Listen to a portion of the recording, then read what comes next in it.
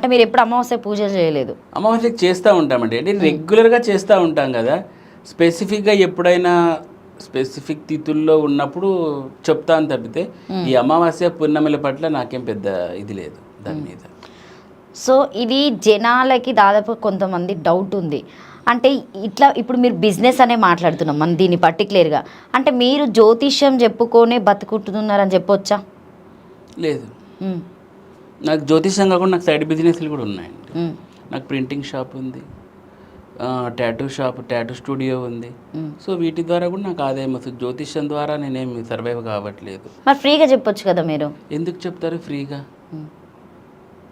It is highly impossible. ఎవరు ఫ్రీగా పని చేయరు కదా.